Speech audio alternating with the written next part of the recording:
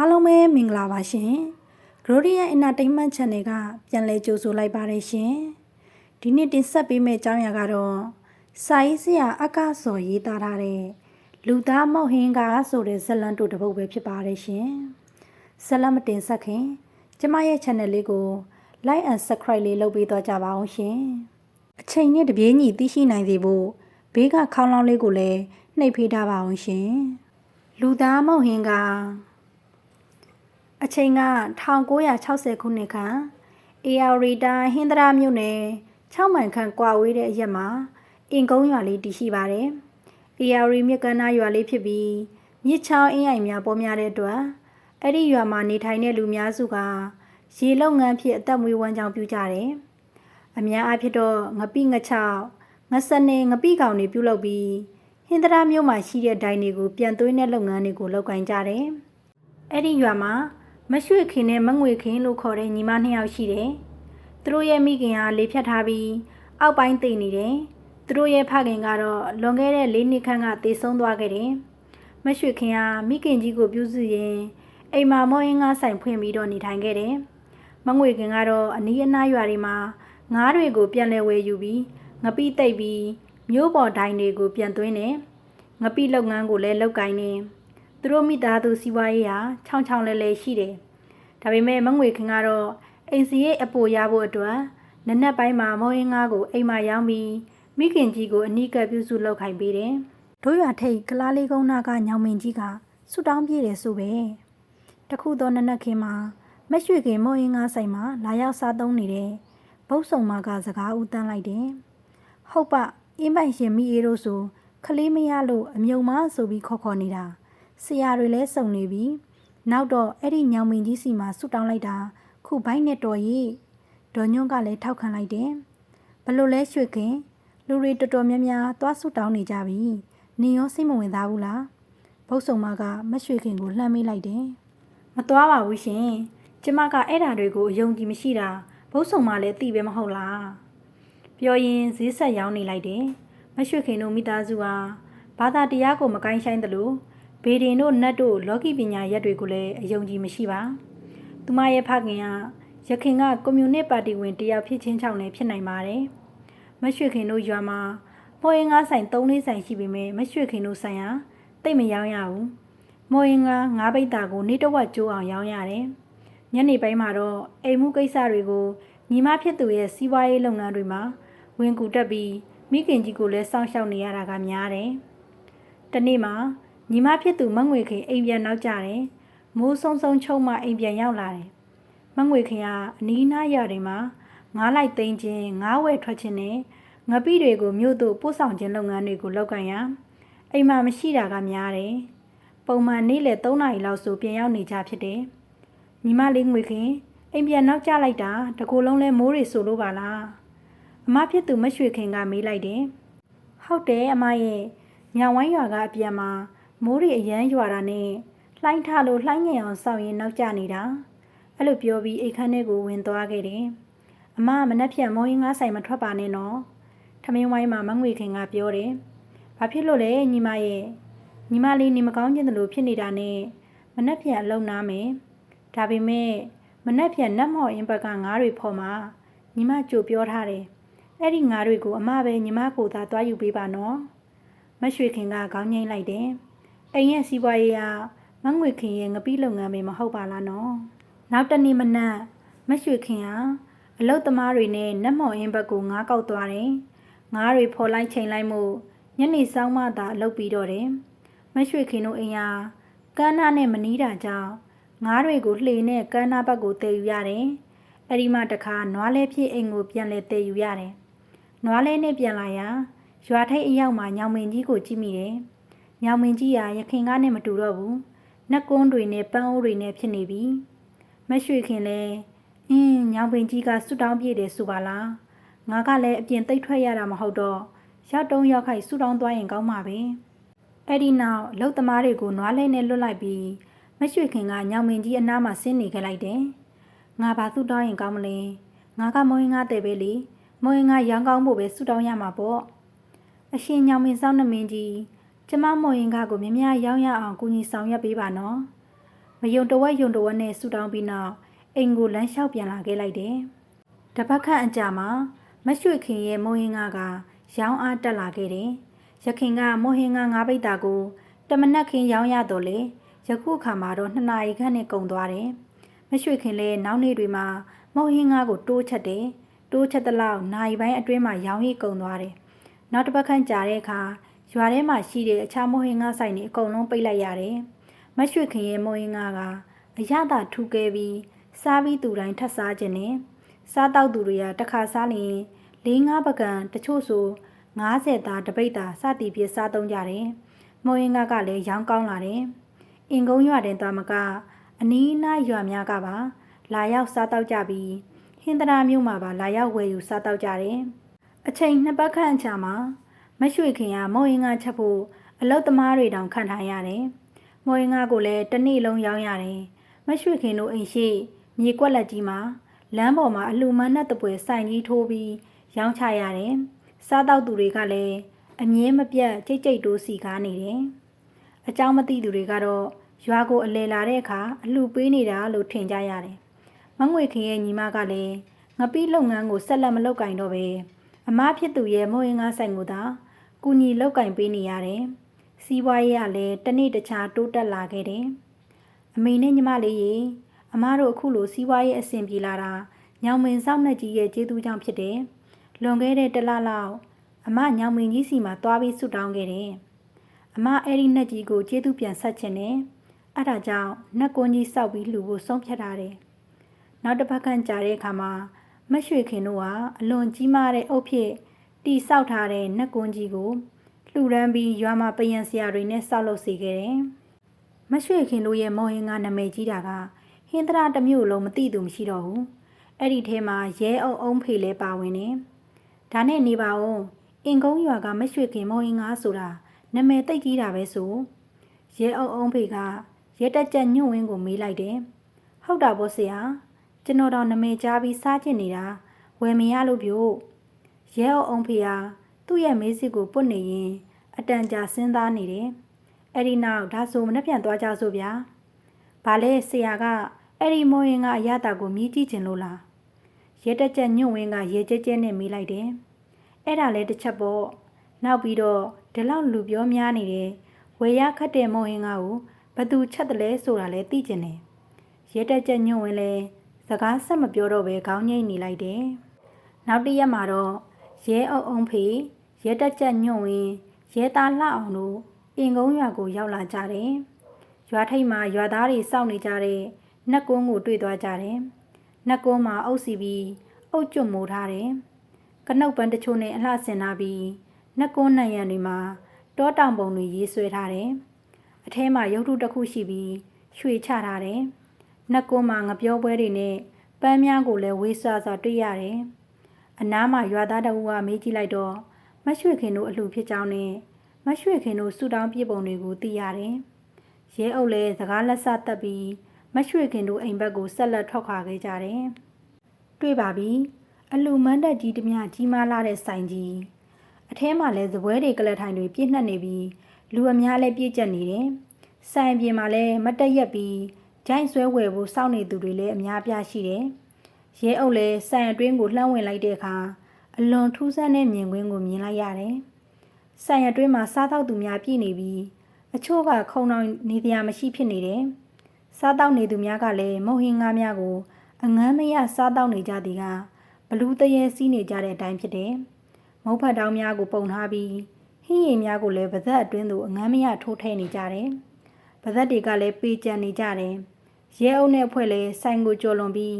အိမ်ဘက်ကိုထွက်လာခဲ့လိုက်တယ်။အိမ်မှာတော့လှုပ်သမားတွေအလှုပ်ရှုပ်နေကြတယ်။ငပြောပင်တွေကိုခုတ်ပိုင်းသူကခုတ်ပိုင်းမုံရင်ငါချက်ရံအလှုပ်များနေကြတယ်။ခြံနောက်ဘက်ခက်လန်းလန်းမှာတော့ဂိုးတောင်တရံဆောက်လုပ်ထားတဲ့ငပိတိတ်တဲ့နေရာကိုလှမ်းတွေ့ရတယ်။ရဲအုပ်လည်းအိမ်ပေါ်သို့တက်ခဲ့လိုက်တယ်။အမရဲတွေမငွေခင်ကအဲ့လိုပြောပြီးအိမ်ဦးခန်းတွေထိုင်နေရမှာအိမ်ခန်းထဲကိုပြေးဝင်သွားခဲ့တယ်။မကြခင်အိမ်ထဲကနေမရွှေခင်ထပ်လာခဲ့တယ်။အိမ်ဦးခန်းမှာတော့သူတို့ရဲ့အမေဒေါ်လှခင်ကရဲအုပ်ကိုစကားပြောရင်းအခန့်နေတယ်။သမီးရေထိုင်ပါအောင်ဒါဟင်္ဒရာရဲအုပ်မအောင်ဖေးတဲ့မရွှေခင်ကမျက်လွှာချလိုက်ပြီး ဒီကအကိုကြီးတို့ကဘာကိစ္စရှိလို့ပါလဲအเจ้าကတော့မိုးဟင်းကအเจ้าမှာမိုးဟင်းကအင်မတန်ကောင်းတယ်လို့ဟင်းတရမှာသတင်းပြတ်နေလို့သိကျင်လို့လာခဲ့တာပါရဲအုံဖေကအဲ့လိုပြောလိုက်တယ်။အော်ဒါလေးများဟဲ့မောင်ထွန်းဒီကိုမုတ်ပွဲတွေပြင်ပေးပါအောင်ကွယ်။မရွှေခင်ကအလုတ်သမားတအုပ်ကိုပြောဆိုလိုက်တယ်။အကိုကြီးတို့လွတ်လွတ်လပ်လပ်အားရပါရသုံးဆောင်ကြပါအောင်။ညီမနောက်မှာမိုးဟင်းကချက်ဖို့ဦးစီးရအောင်မယ်။အဲ့လိုပြောပြီးမရွှေခင်ကအိမ်ထဲကိုဝင်သွားခဲ့ပါတော့တယ်။ရဲအုံဖေနဲ့အဖွဲလဲမိုးဟင်းကစားပြီးဒေါ်လာခင်နဲ့စကားသမီပြောပြီးပြန်လာခဲ့ကြတယ်။ကဲဆရာဘာထူးကြလဲရဲတက်ကြညွန့်ဝင်းကမေးတယ်အင်းထူးတော့ထူးတယ်မိုးအင်းကအနက်တစ်ခုရတယ်ဗျနောက်ပြီးအရသာကအစီတစ်မျိုးပါတယ်လို့ပဲချွတ်ချိုလေးနဲ့ထူးမထူးတော့မသိပါဘူးဆရာရဲ့ကျွန်တော်ကတော့6ပကံလှအောင်ကတော့10ပကံကုန်တာပဲနောက်တစ်ပတ်ခန့်ကြာမှရဲအုံဖေနဲ့ရဲတက်ကြညွန့်ဝင်းတို့ဟာအခြားမိုးအင်းကများမစားကြတော့ပါအရသာမတွေ့တာကြောင့်မရွှေခင်မိုးအင်းကိုပဲတန်းတနေတယ်အလုံများတာကြောင့်တကြောင်သွားရလာရဝေးတာကြောင့်တကြောင်ကြောင့်မရွှေခင်တို့တီကိုထပ်မရောက်ဖြစ်တော့ပါဒါပေမဲ့မကြမီအကြောင်းဖန်လာတော့တယ်ဆရာလူပြောက်တစ်ခုရှိတယ်ရဲတက်ချက်ကြီးကဆိုလာတယ်ဘသူလဲဘဲကလဲအင်ကုန်းရွာကဖိုးခွေးပါဆရာသူကလူမိုက်လူရှုပ်လူပွေတယောက်ပါပျောက်နေတာကတော့တလားလောက်ကြာပြီသူ့မိမကဟိုတနေ့ကမှတိုင်ကြက်လာဖွင့်ထားလို့ပါကောင်းပြီလေဒါဆိုအင်ကုန်းဘက်ကိုသွားကြတာပေါ့ဆရာရဲ့လူပြောင်းမှုပဲဟာကျွန်တော်သွားလိုက်လဲပြီးပါတယ်ဆရာကိုယ်တိုင်လိုက်ဆရာမလိုပါဘူးဧကနာဘာဧကနာလဲဆရာမိုးဟင်းကစားကျင်လို့မဟုတ်လားရတက်ကြညွန့်ဝင်းကရဲရင်မေးလိုက်တယ်ဒါလဲပါတာပေါ့လေမိုးဟင်းကစားကျင်တာကတကြောင်မငွေခင်ကြောင်လည်းတကြောင်ဖြစ်တယ်ကိုအောင်ဖေကအသက်40ခန့်အိမ်အောင်ပြတ်ဖူးသူဖြစ်တယ်လုံးလုံးစင်မှာတော့လူလွတ်ဖြစ်နေတယ်အဲ့ဒီပြင်ရဲအုပ်ဖြစ်တဲ့အတွက်ယာရုခုံသိမ်လည်းရှိတယ်သူ့ကိုရေလာမြောင်းပေးနေသူတွေလည်းရှိတယ်။ဒါပေမဲ့ကိုအောင်ဖေဟာစိတ်ခိုင်ခဲ့တယ်။ယခုမငွေခင်နဲ့တွေ့တော့မှကိုအောင်ဖေရင်တွေပြန်ခုန်လာခဲ့တယ်။အိတ်ဆက်နေခဲ့တဲ့ကိုအောင်ဖေနှလုံးသားနိုးထလာခဲ့တယ်။ဟိုတရက်ကမငွေခင်နဲ့ဆုံတွေ့တော့လေခဏမျှတာဖြစ်တဲ့ဖြစ်ကိုအောင်ဖေမကျေနပ်နိုင်သေးပါ။မငွေခင်ရဲ့ကြောက်လန့်နေတဲ့မျက်လုံးကြီးတွေကိုမြင်အောင်နေမိတယ်။မငွေခင်ကအသားရည်လက်တယ်။ရုပ်ရည်ကတနာကမရှိတယ်။မျက်စိနဲ့တယ်နှာတံပေါ်တယ်ကိုလုံးကိုပေါက်ကတော့မြင်သူ900လောက်တပွဲဖြစ်တယ်ခြီတော့ရင်တွယ်လျတော့ခါနဲ့လုံးဝပြေးမောက်တဲ့တင်နဲ့အလွန်ရှုမကြီးဖြစ်နေတယ်နောက်တနေ့မနက်မှာဟင်းတရကလှေပြေးထွက်ခဲ့ကြတယ်ဒီတစ်ခါမှာတော့ကိုအောင်ဖေတယောက်ယူနီဖောင်းကြီးဝတ်မသွားတော့ပဲဘန်ကောက်လုံကြီးနဲ့ရှက်အင်းကြီးအဖြူကိုဝတ်ဆင်သွားတယ်ဟာဆရာကလည်းအရက်ဝတ်ကြီးနဲ့ပါလားရဲတက်ကြညွန့်ဝင်းကအံ့ဩစွာနဲ့ဆိုတယ်ရှောက်ပြောမနေနဲ့ကဲလှေပေါ်တက်ကြတော်ကြမောဟင်းကကုံနေအောင်မေအဲ့လိုပြောပြီးထွက်လာခဲ့လိုက်ကြတယ်အခုတစ်ချိန်တော့မငွေခင်ကမကြောက်တော့ပါဒါကြောင့်အနှဲငယ်ရှက်နေရတော့ရှိတယ်ကိုအောင်မေတို့ကိုအဲ့ခံလေတယ်ကိုအောင်ဖေနဲ့လည်းစကားစမိပြောတယ်မရွှေခင်ကတော့အလုံများနေတယ်ကိုအောင်ဖေကတော့သူတို့အမေဒေါ်လာခင်နဲ့စကားပြောအတော်ခရီးပေါက်နေပြီအတန်ကြာတော့ရဲတက်ကြက်လက်ကုပ်နေတဲ့အတွက်စကားစဖြတ်ပြီးထပြန်ရတယ်ကိုအောင်ဖေမပြန်ချင်ပါဒါပေမဲ့လာတဲ့ကိစ္စကအလုပ်ကိစ္စနဲ့မဟုတ်ပါလားအပြန်မှာဖိုးခွေးတို့အိမ်နဲ့အနီးနားကိုမေးမြန်းရတယ်ဖိုးခွေးဟာလူပေလူတွေရွာခံလူမိုက်တယောက်ဖြစ်တယ်မိမနဲ့ကလေးကိုလုံးမကြွေးပဲအချိန်ပြည့်တောက်စားမှုရစ်နေတယ်လွန်ခဲ့တဲ့တလခန့်ကပျောက်သွားတယ်သူ့ရဲ့အပေါင်းအသင်းတွေကိုစုံစမ်းကြည့်ရတချို့ကရွာမှာမရှိဘူးဒါကြောင့်မေးမြန်းစရာရှိတာများကိုမေးပြီးပြန်လာခဲ့ရတယ်နောက်ပိုင်းမှာကိုအောင်ဖေတယောက်အလုတ်အားရင်အားတလို့မငွေခင်တို့အိမ်ကိုအဝင်ထွက်ပြုလုပ်တယ်မငွေခင်အမေဒေါ်လာခင်နဲ့အတော်ပင်ရင်းနှီးနေပြီးတူသားတစ်ဖွဲဖြစ်နေလေပြီမငွေခင်လဲကိုအောင်ဖေနဲ့မစိမ့်တော့ပါတခါတရံနှစ်ဦးသားခြံထဲမှာတကားစမိပြောဆိုနေကြတယ်မရွှေခင်ကတော့အမပီပီသူ့ညမကိုစိတ်မချအရေးတကြီးကြီးနဲ့ဖြစ်နေတယ်ဒါပေမဲ့တစ်ဖက်ကရဲအရာရှိရီမွန်သူတယောက်ဖြစ်တာကြောင့်မရွှေခင်စိတ်ချတယ်လို့တော့ရှိတယ်အင်းမငွေခင်ကိုသူ့အမေဒေါ်လာခင်ကြီးကိုပြောပြီးတင်တောင်းရင်တော့ရမှာပဲဒါပေမဲ့ဒီလိုလုပ်ရင်မငွေခင်အပေါ်ကိုငါတင်သီးတယ်လို့များဖြစ်သွားမလားမငွေခင်ရဲ့ဆန္ဒကိုငါရင်မေးကြည့်တဲ့နယ်လို့ကိုအောင်ဖေတွေးလိုက်မိတယ်မကြမီအချိန်မှာဟ င်းသရ9မျက်နှာဖျားပွဲကျင်းပါတယ်။ကိုအောင်ဖေလည်းအဲ့ဒီအခွင့်အရေးကိုယူပြီးမငွေခင်နဲ့ဖျားပွဲလဲဖို့ခွင့်တောင်းတယ်။မငွေခင်ကလည်းခေါင်းညိတ်တယ်။ဒါကြောင့်မငွေခင်နဲ့ဖျားပွဲလဲကြတယ်။ဖျားပွဲမှာအထူးစီကားတယ်။ခေတ်ပေါ်အင်ကြီးတွေအယုတ်တွေကလေးကစားတရားတွေနဲ့အထည်အလိပ်တွေလည်းရောင်းချကြတယ်။မုတ်ပဲတရေသာမျိုးစုံလည်းရောင်းချကြတယ်။ကိုအောင်ဖေတို့အရင်ဖျားဖူးကြတယ်။အဲ့ဒီနောက်ဖျားပွဲလဲပြီးတော့ဖျားရင်မြေပေါ်မှာအတူထိုင်လိုက်ကြတယ်။မငွေခင်ကိုကျွန်တော်ပြောတရားရှိတယ်။မငွေခင်စိတ်ဆိုးမှလား။အိုးအကိုအောင်ဖေကလည်းပြောတော့မပြောရသေးဘူးငွေခင်ကစိတ်ဆိုးစရာလား။ဒါဆိုကျွန်တော်ရှင်းရှင်းပဲပြောတော့မယ်။ကျွန်တော်မငွေခင်ကိုချစ်တယ်။မငွေခင်ကိုလက်ထပ်ယူခြင်းနဲ့မငွေခင်ဘာမှမပြောနိုင်ပါ။တခြားဘက်ကိုခေါင်းကိုလှည့်လိုက်တယ်။မငွေခင်ကမသိလို့တော့မဟုတ်ကိုအောင်ဖေသူ့အပေါ်မေတ္တာရှိနေသည်ကိုသူသိတယ်။သူကိုယ်တိုင်ကလည်းကိုအောင်ဖေအပေါ်ကိုချစ်နေမိတယ်။ဒါပေမဲ့သူ့မှာချစ်ချင်းကိုတားဆီးနိုင်တဲ့အကြောင်းတစ်ခုရှိနေတယ်။ငွေခင်ကအပြိုဆိုပေမဲ့ငွေခင်ကမတန့်ရှင်းတော့ပါဘူးအကို။ငွေခင်ပြောရင်မျက်ရည်များကျလာတယ်။အိုးဖြစ်မှဖြစ်ရလေငွေခင်ရဲ့။ကိုအောင်ဖေအဲ့လိုရေရွတ်ပြီးငွေခင်ရဲ့ကိုယ်လုံးလေးကိုသိမ့်ကျုံဖတ်လိုက်တယ်။ငွေခင်ရဲ့ခေါင်းကိုသူ့ရဲ့ကျေပြန့်လာတဲ့ရင်ဝင်ထဲကိုဆွဲသွင်းလိုက်တယ်။အကိုဓာတွေကယူမဆိုင်ပါဘူးငွေခင်ရဲ့။အကိုလည်းအိမ်အောင်ပြက်ပဲလေ။ငွေခင်ဘာပဲဖြစ်ခဲ့အကိုအလုံးကိုခွင့်လွှတ်ပေးနိုင်ပါတယ်။အကိုမေ့ပေးနိုင်ပါတယ်။ငွေခင်ကတော့ကိုအောင်ဖေရင်ဝင်ထဲမှာ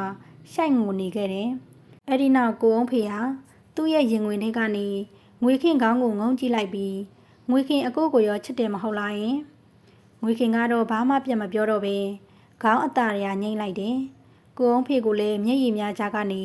ပြုံးပြနေလိုက်တယ်။ငွေခင်တို့စစ်သက်တောင်ရံပွဲလေးကအောင်မြင်ပဲမြန်ဆန်သွားပြီးစီးသွားခဲ့တယ်။နှစ်ဖက်စလုံးကလည်းကန့်ကွက်မဲ့သူမရှိ။မရွှေခင်ကလည်းညီမလေးကိုနှမျောတယ်လို့ဖြစ်တော့လေညီမကောင်းစားရေးမှုသဘောတူလိုက်တယ်။မကြမီမှာလူကြီးများနဲ့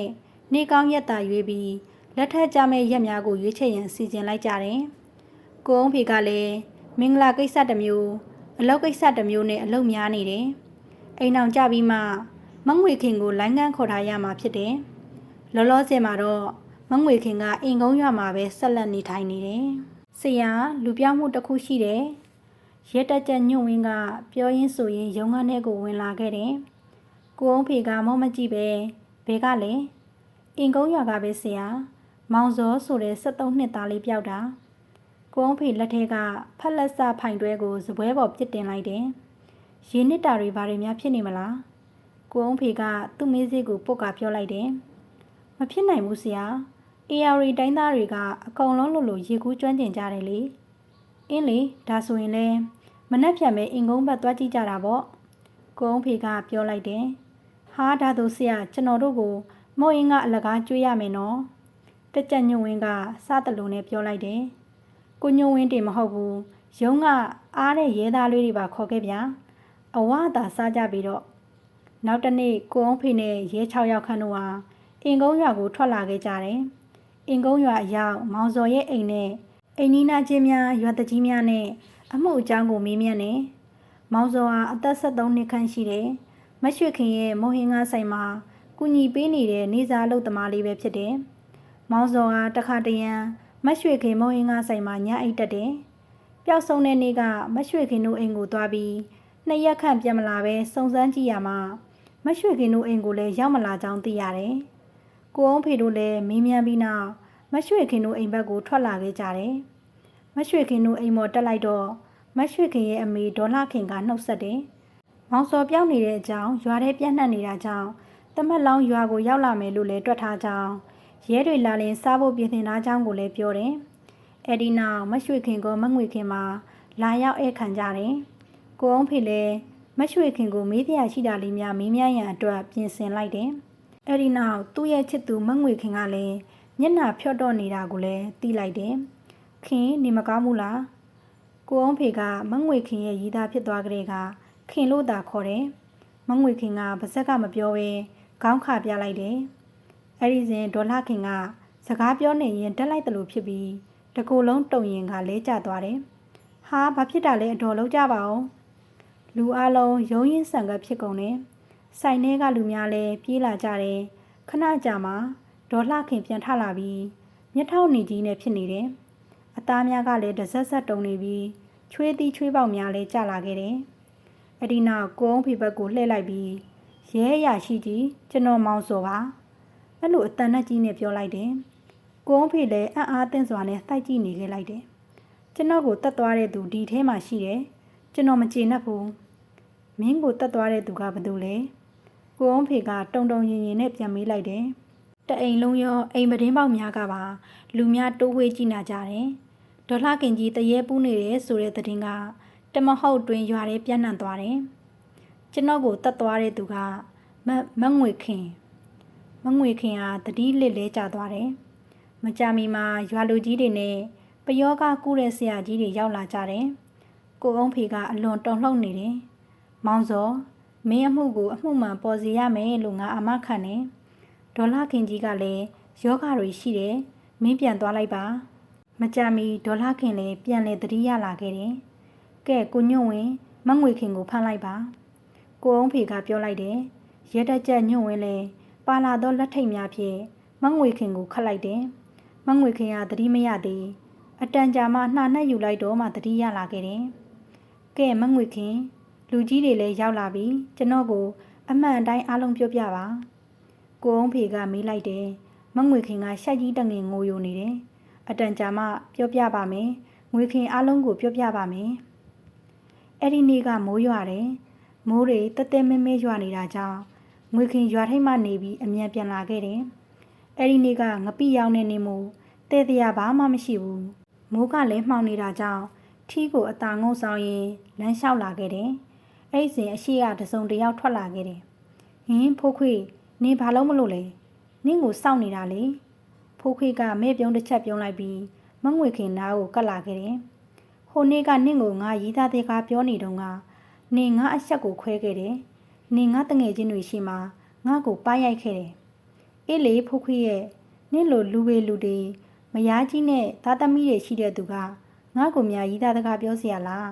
။နင့်ကိုဒီနေ့ငါအဲ့ဒီလိုအဆက်ခွဲဖို့စောင့်နေတာပဲ။ဖိုးခွေနင်ငါ့ကိုလွှတ်နော်။ယောက်ျားအားနဲ့မိန်းမအားမရှင်နိုင်ပါ။မငွေခင်ခေါင်းကိုပြင်းထန်တဲ့ထိခိုက်မှုဖြစ်ပြီးမိမျောသွားခဲ့တယ်။မိုးရွာနေတာကြောင့်ရွာလမ်းမှာလူပြတ်နေတယ်။မငွေခင်ကိုဖိုးထွေးထမ်းခေါ်သွားသည်ကိုမြည်သူမှမမြင်လိုက်ပါမငွေခင်သတိရလာတော့လေဆောင်တဲကလေးတစ်ခုထဲမှာဖြစ်တယ်ဘေးနားမှာဖိုးခွေးကထိုင်ပြီးအရက်တောက်နေတယ်မငွေခင်ပြန့်ကျဲနေတဲ့အင်ကြီးတွေကိုကောက်ယူလိုက်ပြီးဝစ်စင်ရင်မျက်ရည်များကစီးကျလာခဲ့တယ်ဘယ်နဲ့လဲငွေခင်ဖိုးခွေးကိုအဆက်ခွဲရတာပြောရဲ့လားနင့်အကြောင်းတွေကိုရွာကလူတွေအကုန်သိသွားပြောပြပြီးနင်တော့ဘဝပြတ်ပြီပေါ့မငွေခင်ဘာမှမပြောဘဲကျမ်းမြင့်ကိုကြည့်ရင်ငိုနေမိတယ်အဲ့ဒီနောက်တော့တဲထဲကနေပြေးထွက်လာခဲ့လိုက်တယ်ဖိုးခွေးကတဲဝအရောက်မှာငွေခင်မနှက်ပြန်နေလေငါနင့်အိမ်ကိုလာခဲ့မယ်နင်အဆက်ကွဲခြင်းရင်ငါ့ကိုထွက်မတွေ့နဲ့မငွေခင်ဘာမှနားမထောင်တော့ပဲပြေးထွက်လာခဲ့လိုက်တယ်အဲ့ဒီညကအိမ်ပြန်နောက်ကြတယ်အမကြီးမရွှေခင်ကိုလိန်လေပြောဆိုလိုက်တယ်ပြီးနောက်မနှက်ပြန်ဖိုးခွေးလာမယ်မဟုတ်လားဒါကြောင့်အမကြီးကိုအိမ်မှာမရှိသေးရင်စီစဉ်ရတယ်နောက်တစ်နေ့မှလည်းမိခင်ကြီးကိုအကျော်တက်စာများကျွေးထားတဲ့အတွက်နေ့လယ်နေခင်မိခင်ကြီးအိပ်ပျော်နေပြီမကြာမီဖိုးခွေးရောက်လာခဲ့တယ်ဖိုးခွေးကအိမ်တွင်မတွေ့ပဲအိမ်နောက်ဘက်မှာရှိတဲ့တစ်ပင်များကြားမှာတွေ့ဆုံလိုက်တယ်ဖိုးခွေးကဘာမှမပြောပဲမငွေခင်ကိုပွေ့ဖက်လိုက်တယ်အော်လေးငွေခင်ရဲ့နင်းအော်လို့ရှိရင်ငါတို့နှစ်ယောက်လူသိရှင်ချာညားကြတာပေါ့မငွေခင်မအော်နိုင်ပါဖိုးခွေးကမငွေခင်ကိုငပိတိတ်တဲ့ကိုတောင်ထဲကိုဆွဲခေါ်သွားခဲ့တယ်အဲ့ဒီနောက်ရက်ဆွတ်စွာဖြင့်တာမယာပြုကျင့်ခဲ့တယ်နောက်ဆိုတို့ဒီမှာပဲဆက်တွေ့ကြရအောင်နော်ဖိုးခွေးကပြောလိုက်တယ်မငွေခင်ကထူပူနေခဲ့တယ်အဲ့ဒီနောက်အနားမှာရှိတဲ့ငပိအိုးကြီးတွေကိုဖိရဲ့တစ်သားတုံးကြီးနဲ့ဖိုးခွေးကောင်းကိုလွှဲရိုက်လိုက်တယ်ဖိုးခွေးကအော်ပင်မအော်နိုင်တော့ပဲခွေခောက်လဲကျသွားတော့တယ်မငွေခင်လဲဒေါသကိုထိမ့်မရဖြစ်ပြီးအိမ်နောက်ဖေးမှရှိတဲ့ကိုင်းခုတ်ဓာကြီးကိုပြေးယူပြီးဖိုးခွေးကအချက်ပေါင်းများစွာပိုင်းချလိုက်တော့တယ်မငွေခင်တကူလုံးသွေးတွေဖြစ်ရဲရဲနီနေတယ်မငွေခင်လည်းယခုမှလူစိတ်ပြန်ကတ်လာခဲ့တယ်ဖိုးခွေးမှာတော့မငွေခင်ခုတ်ပိုင်းမှုကြောင့်အတုံးအတစ်များဖြစ်နေပြီမငွေခင်အလွန်တုန်လှုပ်သွားတယ်သူလူတက်မိပြီလူတက်လို့ဖမ်းမိရင်သူလဲတည်မယ် သူ့အမနဲ့သူ့အမေလည်းတည်၍မဖြစ်နိုင်မငွေခင်လှုပ်မိလှုပ်ရလှုပ်တော့တယ်အိမ်ဘေးဘီကိုကြည့်လိုက်တယ်လူသူကင်းမဲ့နေတယ်အဲ့ဒီနောက်တစားသည်ဖြစ်နေတဲ့ဖိုးခွေးလောင်းကိုငပိအိုးထဲထည့်ဖို့ကြံစီလိုက်တယ်ဟာမဖြစ်ဘူးငပိတွေကငပိရောင်းကန်ကြီးဖော်ရင်တွေးကုန်ကြမှာပဲဘေးဘီကြည့်ရင်မရွှေခင်လှုပ်ထားတဲ့ငံပြာရည်အိုးကြီးကိုကြည့်လိုက်မိတယ်ငံပြာရည်အိုးကြီးဟာရာဝင်အိုးကြီးဖြစ်ပြီးအပေါ်ရန်အရည်တွေသာခတ်ယူပြီးအိုးအသေးနဲ့ပြန်သိမ်းကအသုံးပြုလို့တလမှတစ်ချိန်ခန့်သာဖွင့်နေဒီအသားတွေကပုတ်ပြီးငံပြာရည်နဲ့ရောကုန်ရင်တော့တခါတည်းအလောင်းဖြောက်ပြီးသားဖြစ်ပြီးနောက်မှအိမ်ကလူတွေလက်မှငံပြာရည်အိုးကိုတွန်းပြစ်ရုံပေါ့အဲ့လိုတွေးပြီးငံပြာရည်အိုးထဲကိုအကုန်ကောက်ထည့်လိုက်ပါတော့တယ်မငွေခင်လည်းကြောက်စိတ်ကြောင့်တပတ်ခန့်ဖျားသွားတယ်အတန်ကြာကုသမှုကြောင့်နေကောင်းလာခဲ့တယ်အိမ်မှာအမကြီးနဲ့အမေရှိတဲ့အတွက်ငံပြာရည်အိုးကိုတွန်းမပြစ်ဖြစ်ပါပြဿနာတစ်ခုပေါ်လာတယ်အကြောင်းကတော့မရွှေခင်ကအဲ့ဒီငံပြာရည်အိုးကိုတုံးပြီးမှုံရင်ကချက်နေခြင်းပဲမငွေခင်ကမတရီတဖြစ်မစားပါတမဟုတ်ချင်းလူကြိုက်များလာခဲ့တယ်အိမ်မှာလည်းဝန်ထမ်းတွေငှားထားပြီးလူရှုံနေတဲ့အတွက်ကြောင့်မငွေခင်ရဲ့အကြံစီတွေမအောင်မြင်တော့ပါငပိလုပ်ငန်းမှမလုပ်တော့ပဲအိမ်မှာလူလွတ်မဲ့အချိန်ကိုသာစောင့်နေခဲ့တယ်ပြီးနောက်ငံပြာရည်အိုးကြီးကိုသာတွန်ပစ်ဖို့စိတ်ကူးနေခဲ့တယ်ငံပြာရည်ကိုတစ်လမှတစ်ခါဖွင့်တော့လေ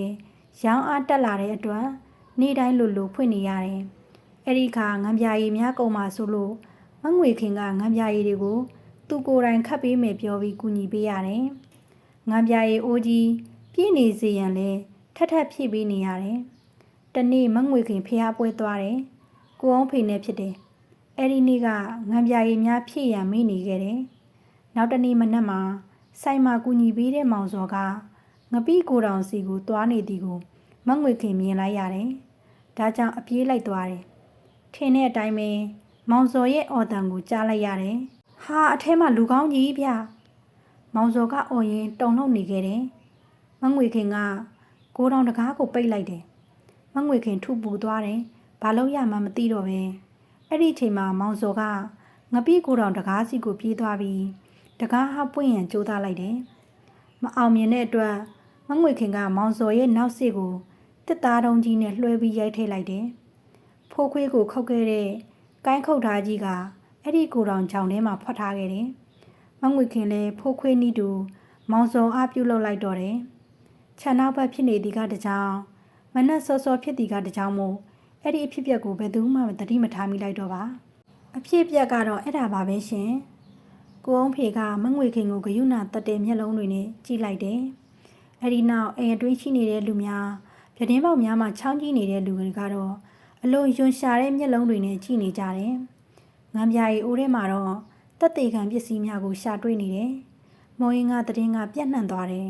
မော်ဟင်းကသားသူများကလည်းအန်ထွက်ကုန်ကြတယ်ကဲတက်ကြညွန့်ဝင်မငွေခင်ကိုဖမ်းခေါ်လာခဲ့ပါရွာမှာဆက်တက်လေကြီးတစ်စင်းငှားပြီး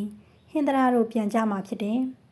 ကိုအောင်ဖေကတော့မငွေခင်ကိုဖမ်းခေါ်ပြီးလှေပေါ်မှာမငွေခင်ဘေးမှာဝင်ထိုင်လိုက်တယ်အခြားရဲသားများကလည်းမငွေခင်ကထွက်မပြေးနိုင်တာကတကြောင်ကိုအောင်ဖေရဲ့သတို့သမီးလောင်ဖြစ်နေတာကတကြောင်မို့နှစ်ယောက်သားလှုပ်ပေးထားလိုက်တယ်ကိုအောင်ဖေကတော့မိမိချစ်သူဖြစ်သူကိုစကားပြောရန်တွေးနေလေတယ်ဥပဒေရဲ့အဆုံးအမကိုခံယူဖို့ကတကြောင်ထောင်ကျပြီးပြန်ထွက်လာရင်သူစောင့်ကြိုနေမဲ့အကြောင်းကိုလည်းပြောရန်ဖြစ်တယ်